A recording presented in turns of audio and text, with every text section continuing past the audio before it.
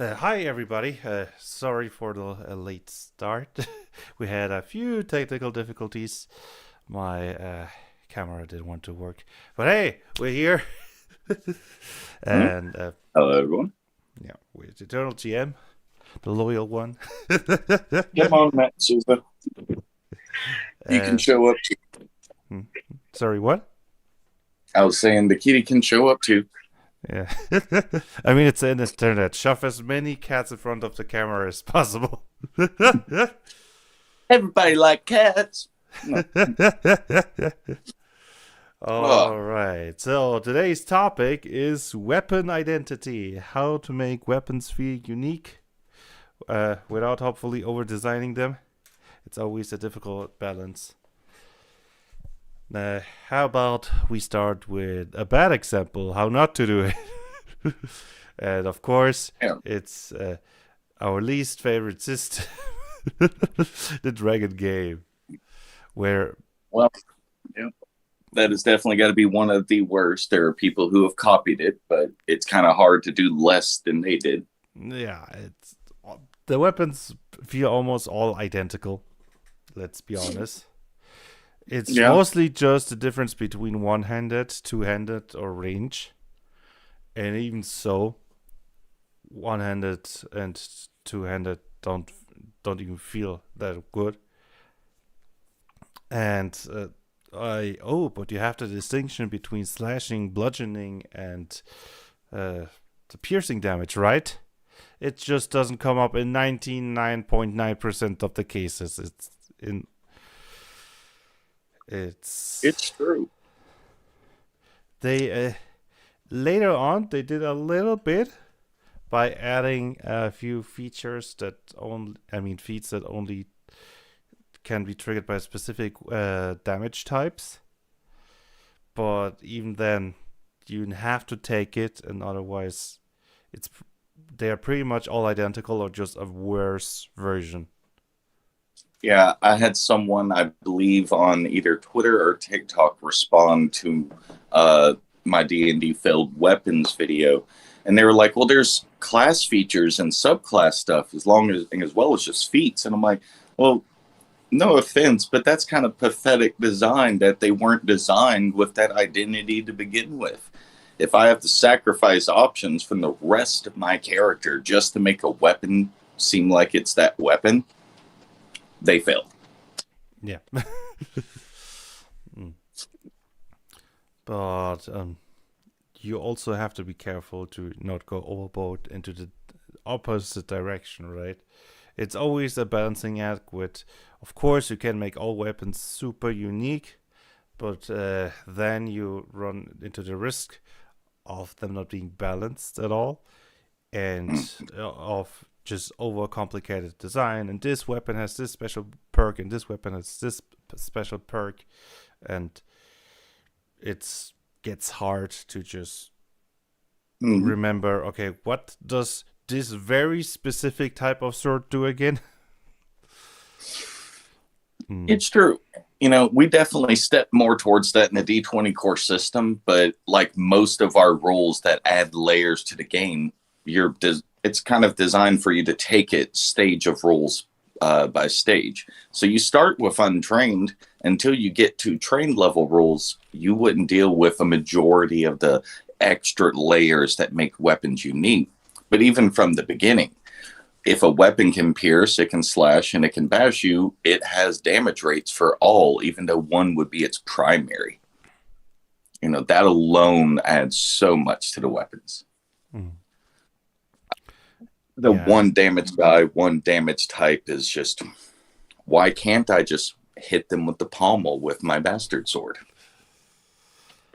I don't know if you know that medieval manuscript that suggests screwing off the pommel and throwing it at the enemy, Yeah, I've which seen some stuff like that. which kind of became a meme. And they were like, "How is this a good idea?" First of all, screwing that thing off takes like 10 seconds at least.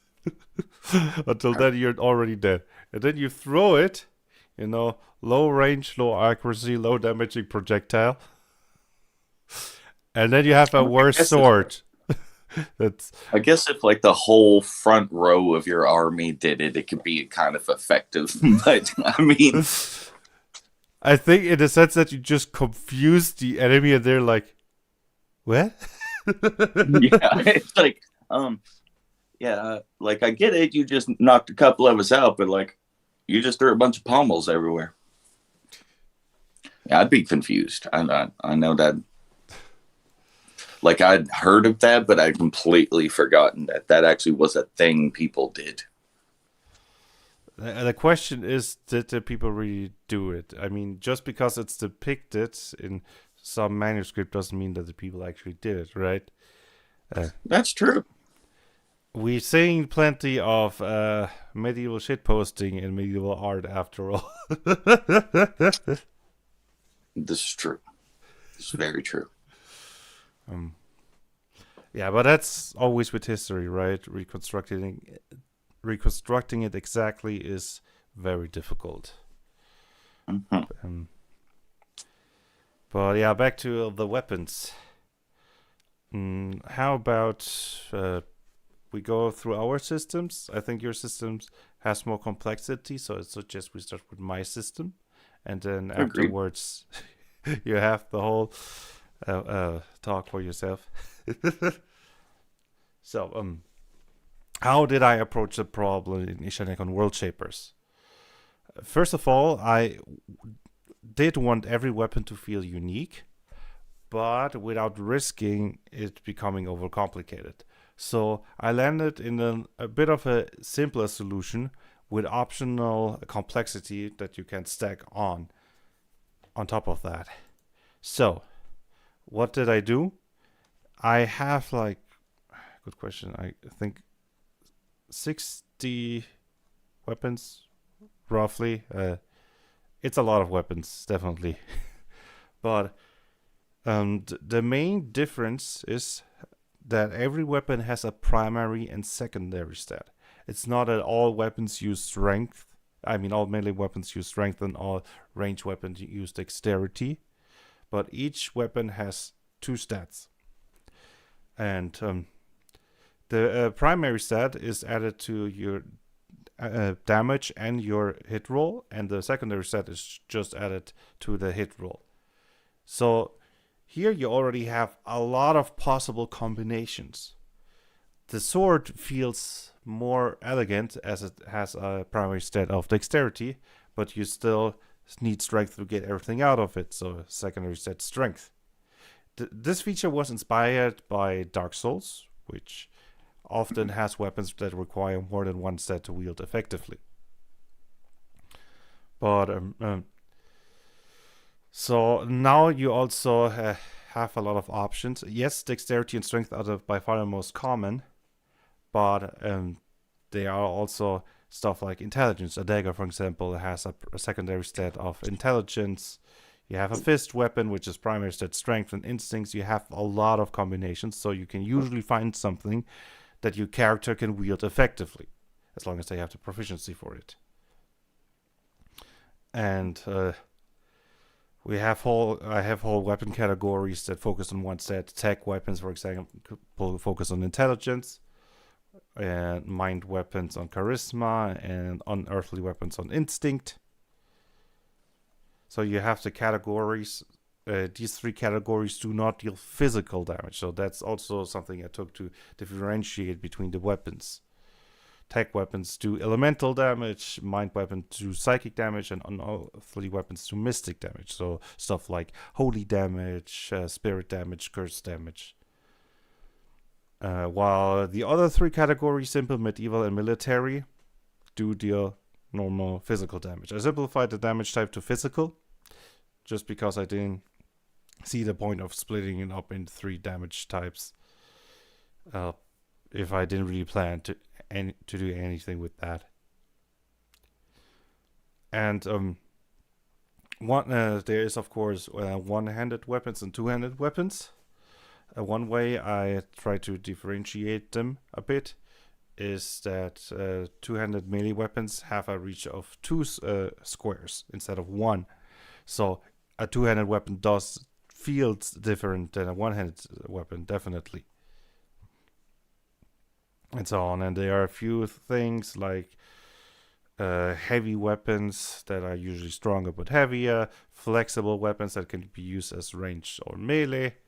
Then the reload property that many of the stronger ranged weapons have that force you to take three action points to attack instead of two, which you have to compensate somehow. So it's a bit of a tax so that you can have stronger ranged weapons without being unbalanced. But yeah, at the end, most of these weapons all just you roll for attack and you hit. So it's not that massive of a difference between each other. And if you understand how an axe works, you usually understand how a sword works. But what if you want to really lean into that weapon identity? For that, I added greater talents, one for each weapon type. Sometimes two types of weapons are grouped together, like one-handed sword and two-handed swords share the same one, sword master, that allows you to make an attack if you miss with an attack. So in the sense of you parry your weapon and then you move quickly to the side to stab. And these greater talents, I built them if you really want to lean into a specific weapon identity. There are a lot of them, probably like 50 or something. I should have checked how many weapons I have and how many greater weapon greater talents I have beforehand. But that does allow you to a lot of options with stuff that really leans into that identity. You have also more exotic things like charged weapons that you can actually start to charge in the turn beforehand for massive damage, or mind weapons that target psychic weak points. For example, I think for the psychic rifle, you get a great talent that you get advantage on attacks if you attack somebody with a mental status effect. Or unearthly weapons that can help you regenerate, and so on. There are really a lot of options. But yeah, that's my main strategy that I applied to have the balance between they're not too complicated and do not differentiate from each other too much, but you still can have that full weapon identity if you really want to. Eternal, how about you to tell us a bit about your system? Well, like for good examples of not needing to learn the extra rules like the training level system, just starting with the untrained rules, two good examples would be, well, three would be the whip, a trident or bident like weapon, and then a flail. So flails in our system actually will completely negate the bonus that your shield will give you, because of the chain, it will go right around the shield. So it's as if your shield is not there. For our whips, you actually have to have specific distance. So if your target is at a certain distance too far, it's just not going to hit them. Right below that is where the whipping moment happens. And below that is where you can actually grapple it, like we've seen Indiana Jones do and other characters with whips. With the trident, in our system, you actually will, as you're leveling up as a marshal, you'll get more attacks that you're able to do by it decreasing the amount of time it takes for you to do an attack. So when you get to the point where a basic attack is going to be 1 second, it now becomes available with a trident or bident for you to stab it into them, use your extra attack for you to twist it as you're pulling it out, which will actually change the damage type from piercing to rending, which is more for like uneven wounds and for animal bite like things. So it's instantly going to have you do a little bleeding. So we added the identity of that, plus, like I'd mentioned, the 3 different damage types. We did do things where it's not everything is slicing. We actually have chopping for something like an axe. We have smashing for a hammer. And specifically unarmed nunchucks and things like that handles it with impact damage. So we've not only added different damage types to help diversify that with those extra little weapon features or abilities, Each damage type, if it crits, has a specific extra status effect or other Oh, thing that goes with it. that's cool. So our game masters are really busy having to learn a lot of that in our system. But for the players end, you only need to go as far as you want into it. But our training system blows that out the water, because your regular little dagger of European design will be able to be used as a lockpick and a small crowbar, where a larger, more like arming sword or bastard sword is now able to substitute being a wood chopping axe as well as a larger crowbar. This is because of the first feature at trained level, tools as well. If you expand into that, this is how you'll get into half swording with our system, being able to grapple with the sword, and eventually having a better damage transfer against plate mail and other metal type armors. So we did go as far as we thought we needed to without overcomplicating it. But since we've separated it into rules, it's only going to be as much as you're willing to deal with. So that's kind of the route we took with them. Yeah, when you mentioned status effects on a crit, I find it interesting how you did that with every single damage type. I have a few greater talents, I think only two to be honest, for a few weapons that have that. Staffs, for example, on a crit can stun somebody, and flails in my systems, when you take the greater talents, can make somebody bleed. And that type of bleeding is more potent than normal bleeding. I guess there are nunchucks and 3-segment staffs, which grant you an additional attack for half damage when you crit. But that's not really a status effect. I mean, there are some specific crit weapons, but yeah, dagger of course, but that just deals more damage when you crit. Feel free to take a look at all the damage types in the document. I mean, like I said, it is kind of an ugly, unordered version since we're mid renovations effectively.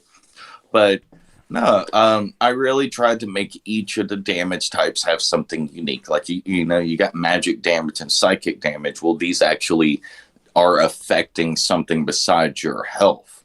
So they actually have a completely different identity than regular types of damage. As well as that certain things will do just concussive damage, which the best example is, picture a guy in plate mail fighting a bunch of guys with a bunch of sticks. And eventually they just pummeled him so much he's dazed and like out of stamina on the ground and can't move. Well, that's concussive damage.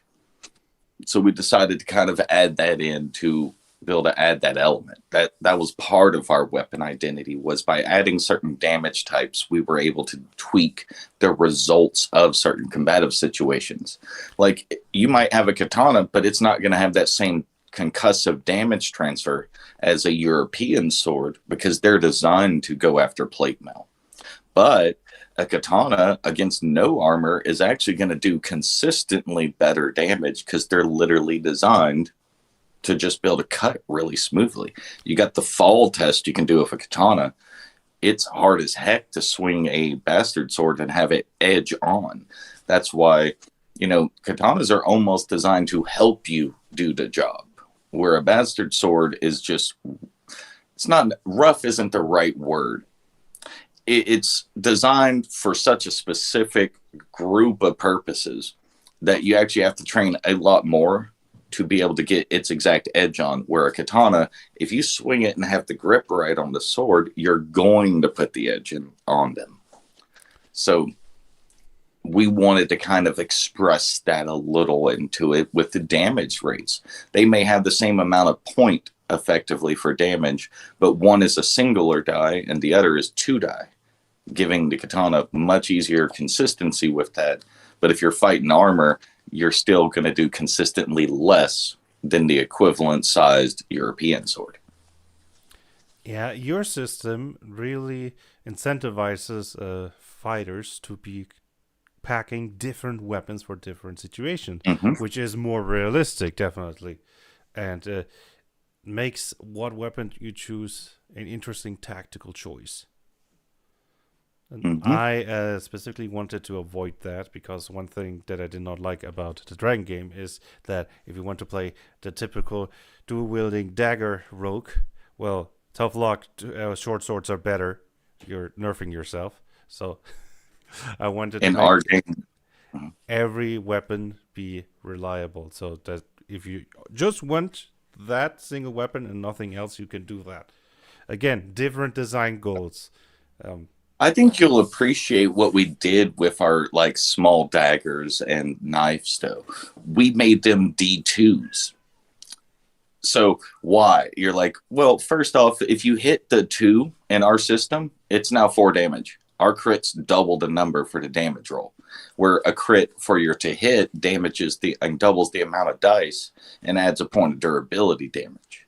So with the daggers, if I'm critting and I have poison on my blade, whenever I crit, that's when the poison transfers. So if you want to play the double dagger rogue, no, it is so not more efficient for a poison using assassin to use a short sword. It is completely more ideal to go using daggers, even if it's just one. You got a higher crit rate, therefore a higher poisoning rate. They can so also do I hide. get it correctly that it basically has a 50% chance to hit, and when it hits, it's a crit, right? No, 1 point, it still hits. On the 2, it does 4 damage and now crits. Because really, you either glancing cut somebody with a knife or you like point on and you pierce them. There's not a lot of options with a knife. It's either going to go in or it's not. And yeah, you can miss, but we're talking about if you have hit, what's the extent of how well it lands? But yeah, it's actually prone to be a little more common for you to do higher damage with D2s. We don't actually use above a D6 for damage. We use multiple dice and potentially lower base damage applied to them to help balance the multiple dice compared to the single. So we talked about. Is your cat all right? Yeah, he's just coming in and out. Look, look. This is what's going on, buddy. Aw. It's just like, wow, wow, wow. Now he's Yeah. quiet. So I want to be famous. Put me in front of the camera. Meow. He's got those Halloween eyes. He's literally the cat from this image. But what I wanted to say just about now. Okay, we talked about how to make individual weapons feel different. But how about we focus on how to make a one-handed weapon versus a two-handed weapon feel different? And what about dual wielding, right? Mhm. Mm.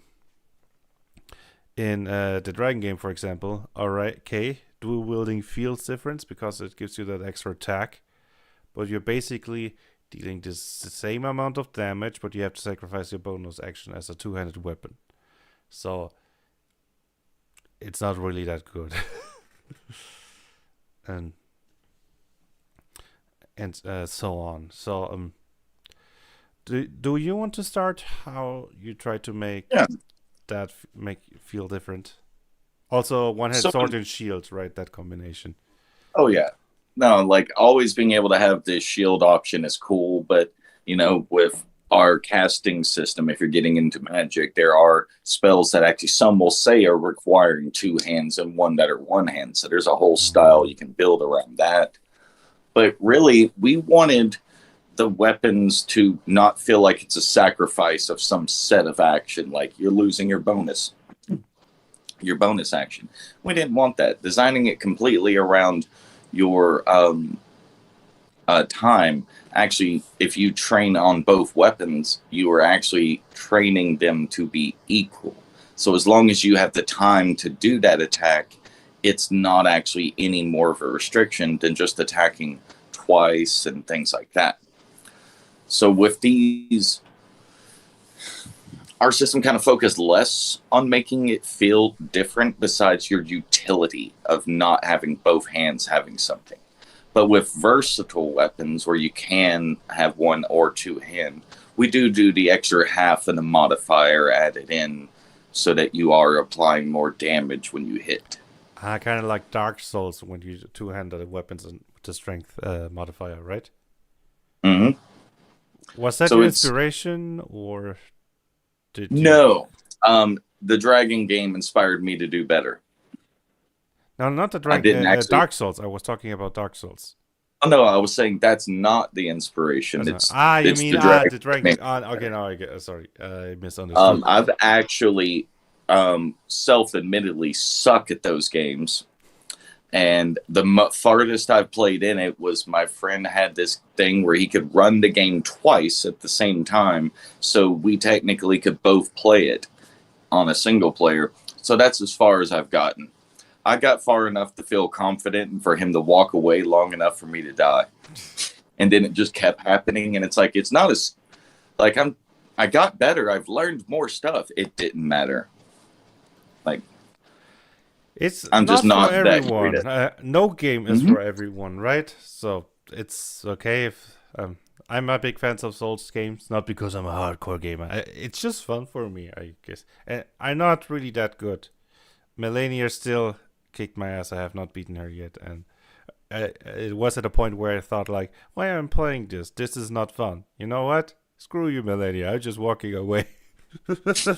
And I love watching some of the skilled players fighting those things, but realize watching them, this is why I'm not winning. Like I'm 35. I have been playing video games that go the opposite direction of that style of combat for so long. It just doesn't work. I would have to reset it.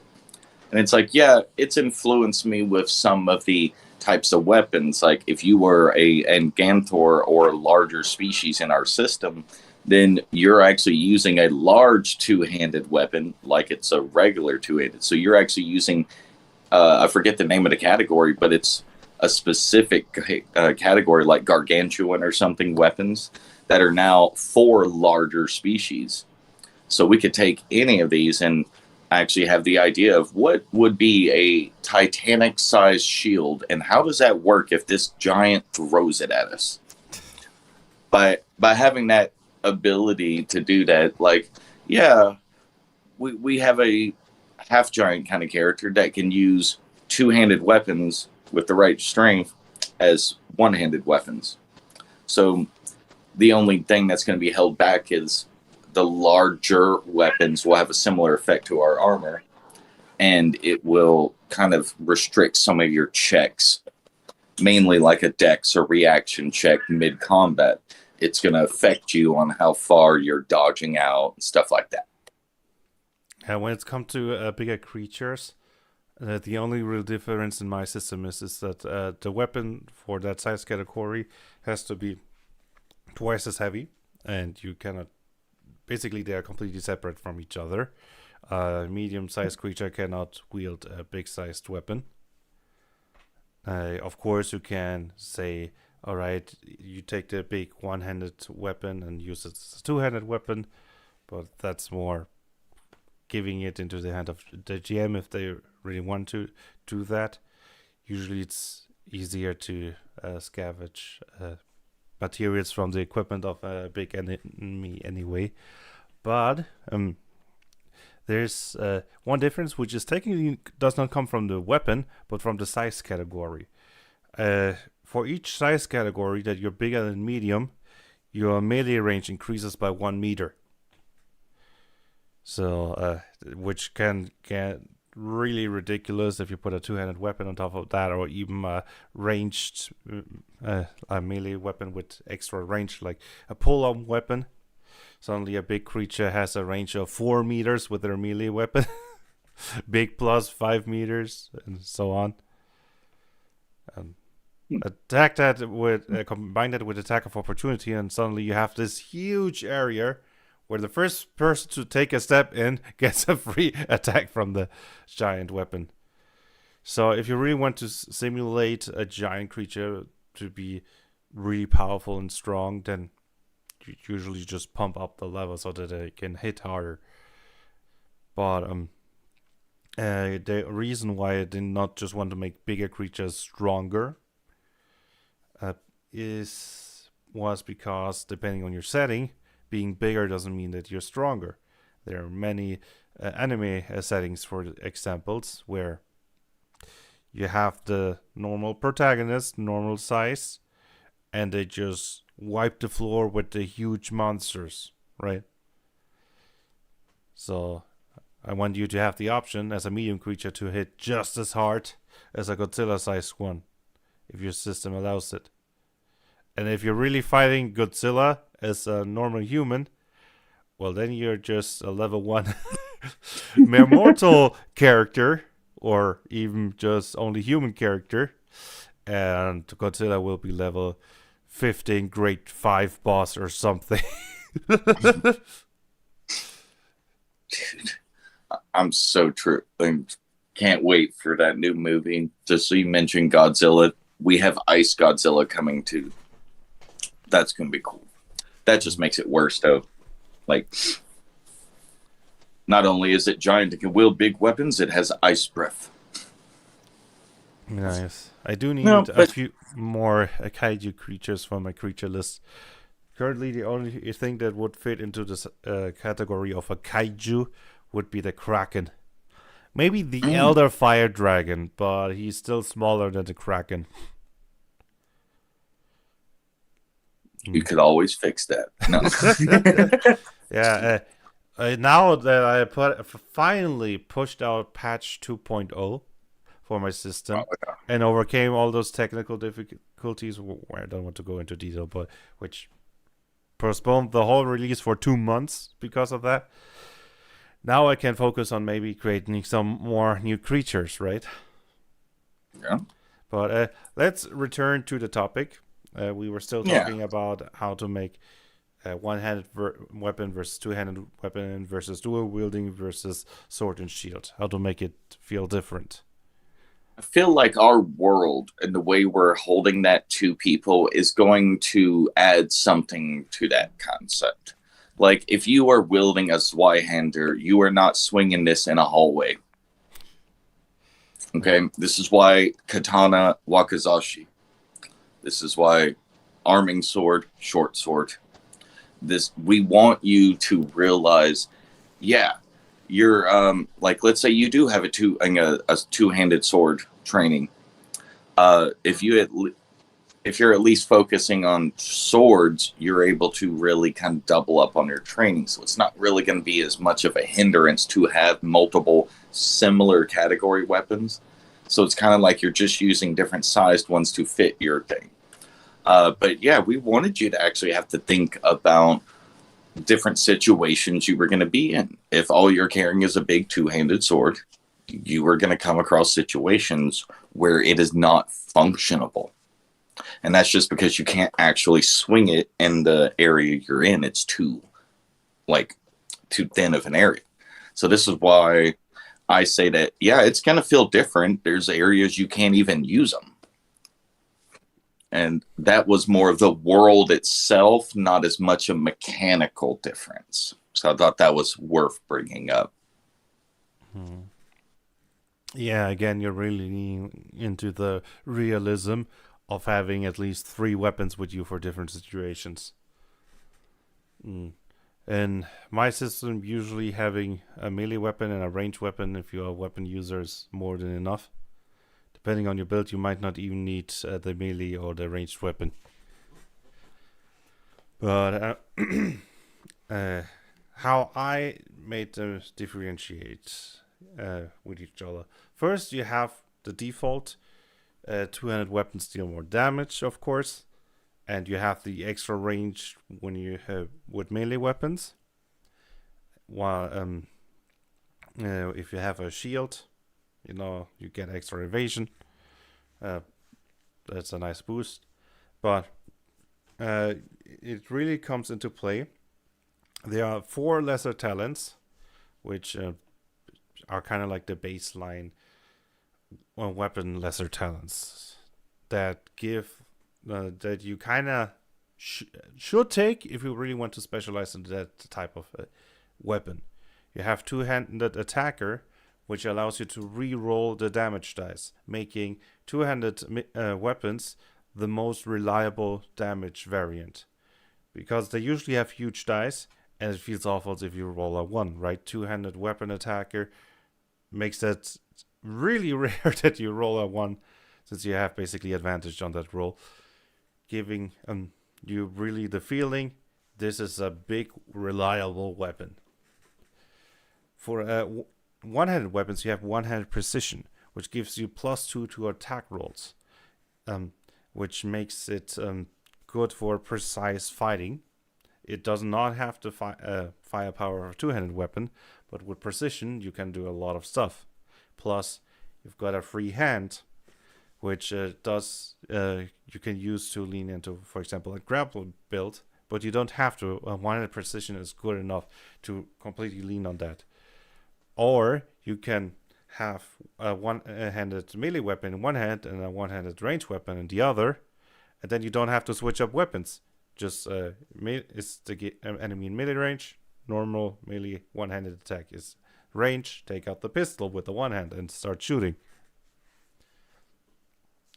So basically the one-handed fighter is the technique fighter in a sense, right? It gives you more tactical options, your attacks are more reliable, but you lack the firepower of other options. For the shield and sword combo, you have reactive shields, giving you 1 extra reaction point as long as you're wielding a shield, which is nice to combo with defensive reaction abilities like parry, resist, defy, and so on, really strengthening your defensive options. But you can also use it offensively right there, like attack of opportunity and so on. Mm-hmm. And then finally, 2 one-handed weapons. The thing is, if you're wielding just 2 one-handed weapons in each arm, on its own, it doesn't do anything. Since in real life, it is by far the one that requires the most training to use effectively. Otherwise, you're kind of getting in the way and you're not really swinging them faster than if you just were hammering away with one weapon. So you need the lesser talents, multi-wielder, which allows you for each additional weapon you have to make 1 extra attack for half the damage. But you get -1 to all attack rolls for each such weapons. Note that it doesn't limit yourself to 2 weapons. If you're a creature with 4 arms and 4 weapons, now you can make 4 attacks, but you get -4 to all attack rolls. So I really wanted to give you the options to be that, like General Grievous or just picturing Goro with 4 lightsabers now. You have so many weapons you can't hit quickly, but you kind of get in the way of yourself, right? So it's harder to land them. And so that's the approach that I took. But you still have some incentive to mix and match. For example, if your main weapon is a two-handed weapon, usually switching out from one weapon to the other costs 1 action point. But what if you cannot have not that action point, or you need it for something else? Then what if your ranged backup weapon is one-handed? You cannot attack with a two-handed weapon with one hand, but you can hold it, and then you have a free hand, and you can draw a weapon for free. So now you have the combo, I have the two-handed swords, but if I'm forced into range, I pick my one-handed pistol or hand crossbow or whatever, and shoot with that. It's not as damaging if you said, okay, I've got a longbow in reserve, but just in case, but you don't have to pay that action point cost to switch to weapons.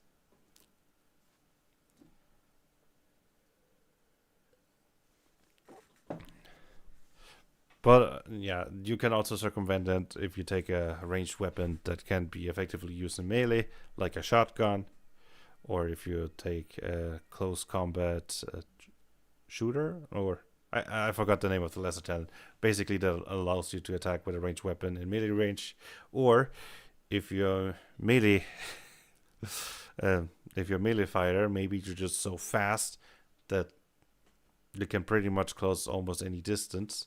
For example, if you're playing a rusher, then there are some ability, or maybe you have a backup ability, like a physical bolt, for example, and that's your emergency range option instead of a ranged weapon. So you're not forced, like optimal play doesn't force you into having a ranged and melee option. Because I really did want that. If you really just want the one weapon, you are supposed to be able to just have the one weapon and not be disadvantaged. That was very important for me in my design process. Every weapon is viable and has similar strength level, just different advantages and disadvantages. Mm-hmm. All right, I talked for a while. Want to add anything? I definitely feel I took more of the, as you say, like the realistic but also Dark Souls approach of like, look, it's a you better get good and remember the idea of your sword doesn't work in these small hallways or caverns and in this underground tunnel. You know, the if you're a spear user, same thing, but that's specifically why like we have a town spear and a war spear, and we actually European named spears a lot of times were named almost by what position they were used. Like a guard spear was a different length than a town spear, and a town spear was that length because it could be entirely used within the alleyways between buildings. So I wanted to bring that element into it as a part of getting better at the system by having to think about the difference of utility of different weapons. You're actually having to plan out your set of gear. We wanted to do that for marshals to have not only the versatility of different weapons, but actually each weapon has a lot of cool features it can do. Like I refer back to the lock picking thing. Like I think we're the only system out there that actually has the concept of being able to use certain weapons to replace certain tools. You kind of. So, I mean, I might be wrong on that, but all the time I've researched, that's something I've never seen in a different system. Like our rogues will be able to carry a dagger around of European design, and because of that really fine tip point, they'll be able to lockpick with it. No. I think that's utterly. No, again, the realism. You're really focusing on that, right? I guess my system has a built-in equipment upgrade, so you can build tools into your weapon, but it's not really a feature. Of course, you can always improvise, and there's also always cinematic action. Yes. So, roleplay wise, a good GM should allow you to use a dagger as a lockpick anyway. But it doesn't hurt to write it down in the rules so that a bad GM cannot prevent you from doing so. Yeah, I didn't like the idea of how the Dragon game said all of our cool stuff is like GM discretion. It's like, that's not fair. Like, yeah, I was the cool GM. I led a freaking Warforged with Paladin, like tech abilities be in Barovia. That was crazy to learn to deal with. It was fun. I enjoyed it. It was a challenge. I didn't actually know how to deal with everything that a paladin and his homebrewed tech paladin and a warforged were going to deal in a setting neither should exist in. But it worked. Now that you're talking about Barovia and the Warforged, I have to think of the Dragon Ball Z scene with Android 16 versus Cell. And Cell's got him with his draining spike, and I've got you. Now I'm gonna eat you and drain you, and then nothing. So, what's going on? So yeah. Sorry, I'm completely artificial. No biomass absorb here. Bam. Strahd walks in and goes sleep, and half the party falls asleep. Two don't. He goes command, convincing them that it's a good idea to take a nap. So the people like elves that don't have to sleep and aren't affected by that went to sleep. The dude's just standing there. Strahd basically does that, has undead rise up and grab him and goes, I will figure out how to defeat you, Metal Man. And Uh, like from that moment on, I'm playing this kind of bullcrap game where I'm restricting myself to everything I know because I have to figure it out as a guy who doesn't even understand a Warforged. So like, yeah, no, it was really cool. It's great to have a system that can challenge you. Like in my system, we're running Barovia right now, and it was the coolest thing ever. But in the middle of it, I didn't know what to do about them firebombing the Yester Hill Druids. And you're like, well, how would they do that? Well, they made friends with the Crow people who have a bunch of oil and alcohol. So what happens? They get them flying above and dropping freaking air raids. And I'm like, well, this isn't going to be a challenge anymore. But they didn't feel like it was wasted. They felt like the extra effort and planning they went through, even though it destroyed the opposition, and they just had to come in and mop up, they felt like it was earned by having a system that allowed them to create literally military tactics and apply them. Felt really cool. It was kind of disappointing to see 7 druids fall like that, but my first instinct would have been the druids turn into giant eagles or something, but yeah, I don't know. But you gotta reward creativity, right? Yeah. If your players Plus, come up with a great plan and you did not think about it at all, let them steal roll the encounter as long as they're not cheesing every single encounter. Like, give them the one encounter where they just cheese it with their brilliant tactics. Oh, yeah, the next combat they came across was werewolves, and right now they had an ally of the werewolf, and one of them turned, so they got to see, even with werewolves on their side, every party member almost dropped. The damage rates are just totally different, and a dude with a stick that can cast spells. It's like, no offense to the druids there, but they were just Strahd's like toys. So, yeah, the moment I brought rending damage into it and they started bleeding from every attack, it got bad. Like, they hit a point in the game where it's like, all right, I know we got to handle the werewolf cave, but we do not have the right equipment, and they just almost ripped our guts out. I'm like, yep. I said it's Barovia. I didn't say everything was going to be easy. No. It reminds me of the game I had yesterday, where I had to find an ancient Oni, and that was just a massive creature with a huge club, and remembering the whole talk about giant creatures hitting hard. Well, they only had the talents to hit really hard, and because they are all very experienced, I tend to make those encounters a bit more difficult for them, and that was one of the 5 big bosses of the whole adventure. So the Oni starts off with just being invisible, so his first attack has advantage. He uses a cleave, and all of their vitality drops below half afterwards. They are like, what? See, you should have had the Smash Brothers Melee home run bat sound, just waiting for a crit.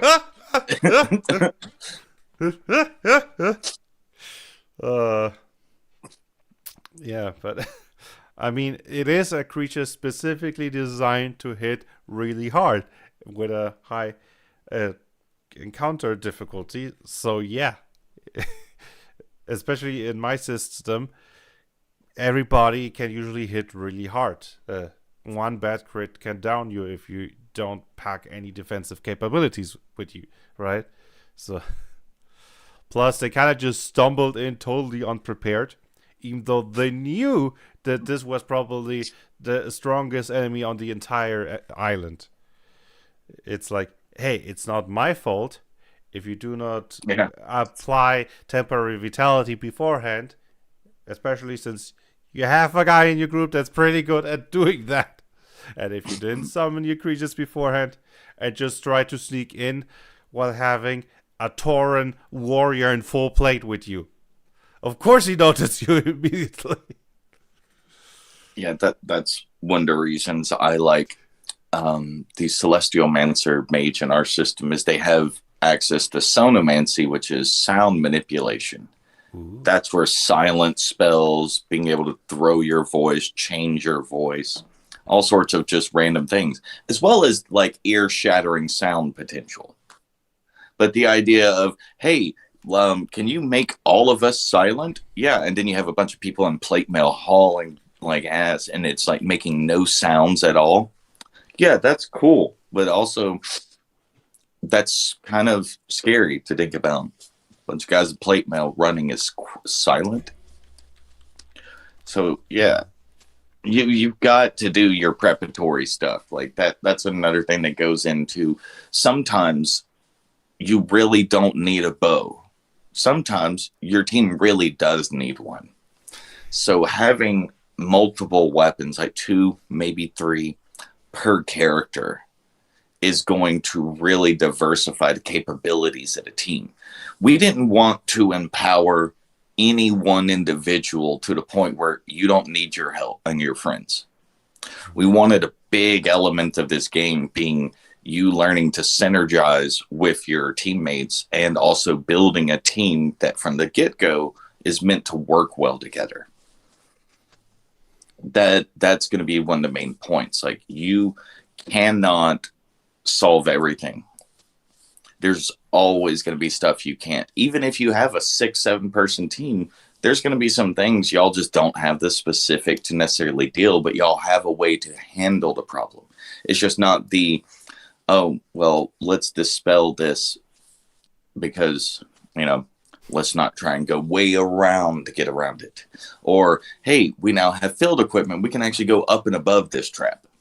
There's always different options, but it's to make you think, to come up with unique solutions. And a lot of that was inside the weapons, with certain creatures being able to resist, like, just overall certain types of damage. Like, you might actually have to get a hammer to crush this thing doing and smashing damage, because it's just too hard of a shell for you to do everything else, which will all be resisted.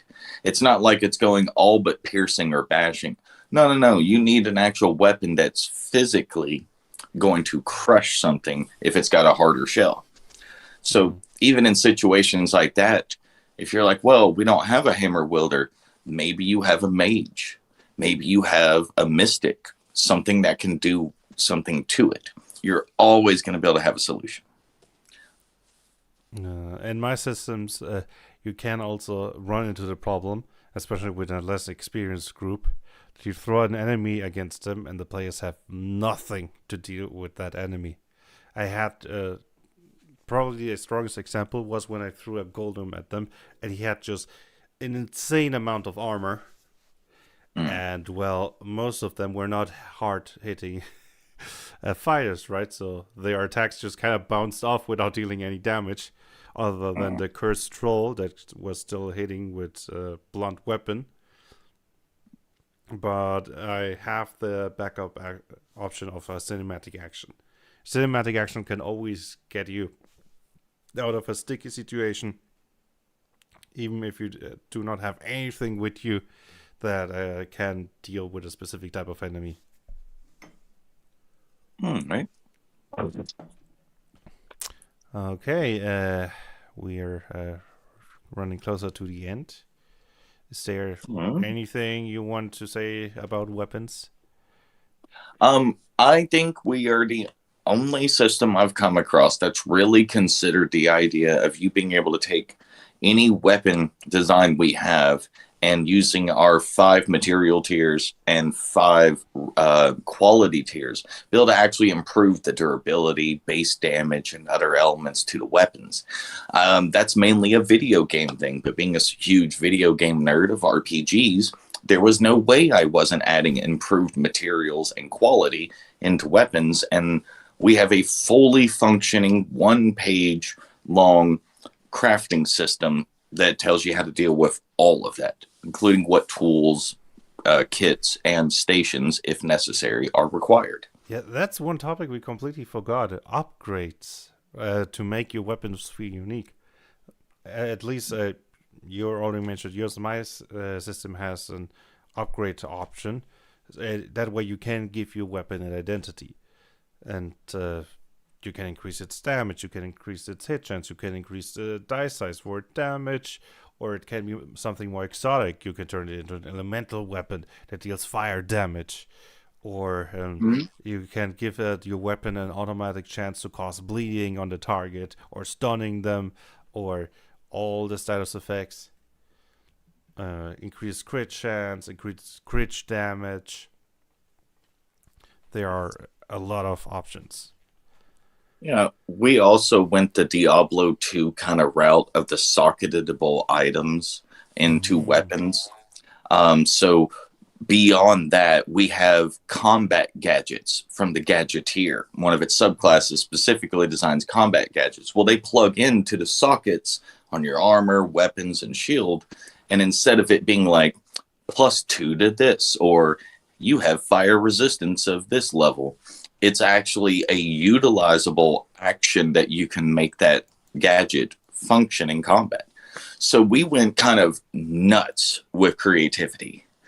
Um, I just, to me, I've always loved the idea of you being able to do stuff with your weapon to where you could show it and it's unique, because it's not just we can put different things in there. You actually get to design your weapon in a way that other things besides a video game, like Guild Wars and Diablo 2, kind of had anything short of that. And they didn't even have improved materials. We combined both elements. Mm. Yeah. So yeah, we did kind of go nuts with that. What I like also about my system is I implemented negative upgrades, so downgrades. Uh, Usually only can upgrade a weapon to a specific tier, depending on your level and your own crafting skills. But if you add negative upgrades, you can add more positives.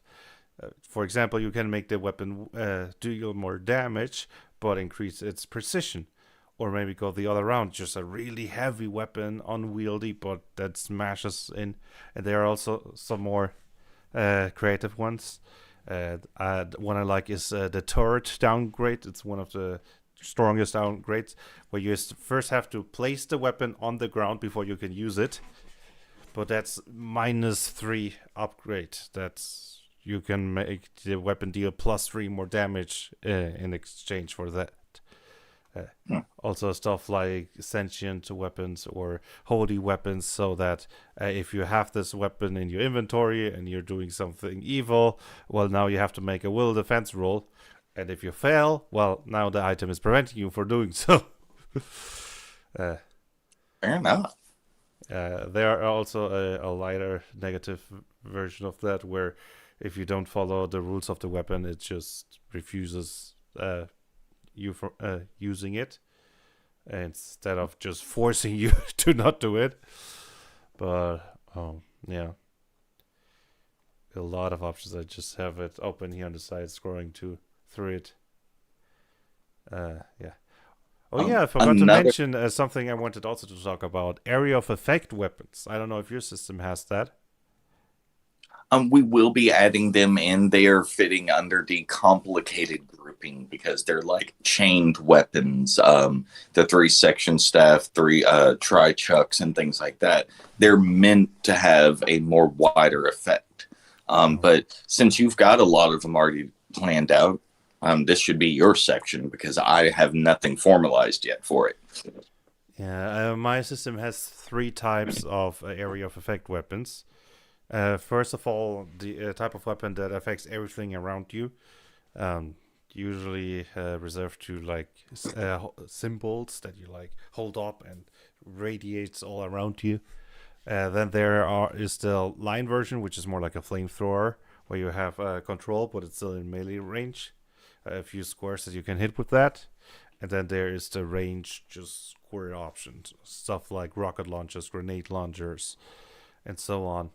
Area of effect weapons in my system deal significantly less damage to balance it out, and all of them have the reload property, so they're a bit clunky to use. But you can specialize into them, reduce the negative sides. One big negative side effect of area of effect weapons is that you cannot use maneuver attacks on them. stuff like precise attack or a heat strike and so on. But there is the Grenadier sub-archetype, where his very first feature allows you to do just that. And suddenly, the maneuver ability that's just supposed to hit once now hits like 3 targets. Um, yeah, that's. Uh, yeah, area of effect weapons are really something you usually only have them if you specialize into them because they are clunky.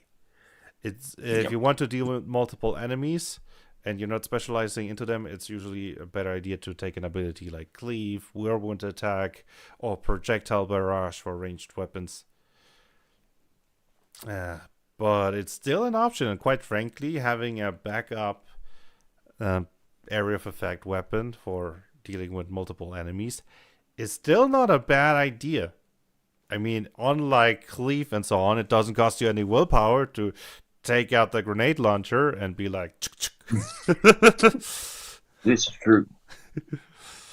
uh, each of them also, of course, having their own greater talents, right? The grenade launcher, for example, has modified grenades, which allows you to use explosive abilities through the grenade launcher, upcasting them and dealing with them as if it were weapon attack. That's But pretty cool. yeah, uh, but yeah, I think we could talk for hours about single little details, but I don't think it really makes sense to like dive into every single weapon we designed and what makes them special and what kind of greater talent I designed or what kind of damage types does in your system and so on. Mm. Mm. Yeah, the only other unique thing category wise, not a specific weapon, would be mentioning cultural variance. So, like, your Orcish is going to be a little more bulky, but it's going to do more damage. So, it's going to be heavier in weight, higher stat cost. Your Elven will be lighter. Your Gnomish will have more of the sockets. So, you have a variety of differences that are kind of like an overlay of a feature or something now being added to the weapons and equipment. It's not as much as a change as much as, like I said, a cultural variant. It's like as if a different cultural species made this. So, like, you know, your Elven's always going to be like Elven armor and weapons. Mhm. And what about feline weapons? Meow. Oh, they're perfect. No. uh, my system does have claw weapons, dexterity plus instinct, right? But yeah. Okay, then. I think we talked about the most important aspects. So, thank you everyone who joined us, and thank you for listening. And see you next week. Any announcements you want to make, Eternal GM, about? For anyone who is in the server at this point, or you gain access to the server through a link Blaze is posted, you can come into the GM's Day Off section, and I have my current version of the playtest document. We're starting to let certain groups of people see it before it goes open online. That's simply because we're in renovation mode for it right now, and it's not exactly pretty. But all the information's there. We do have a table of contents you can click on and get to most of it. Yeah, I remember. For me, it took like I think 3 years for it to be even remotely pretty. But for my announcements, I already mentioned that the big patch 2.0.0, 20 new sub archetypes. Everybody, it has some really cool options like the Terraformer, that could just change the whole battlefield, or if you're interested in money, the Financier, who just gets free money. I don't know, but I love the Financier. It's so goofy, but also so useful in some campaigns. Yeah. And so on. And base building rules. You can now build your own base, your own home, your own kitchen, cook stuff. Incentives for going into an inn are now there because you can now recover extra temporary vitality if you go into a fancy hotel instead of the cheap one around the corner. It's really the biggest patch so far. That's awesome. Mm-hmm. So check it out for free. You can find the link to the website on my YouTube channel. Yeah. Okay, enough announcement. See you, everybody. Bye.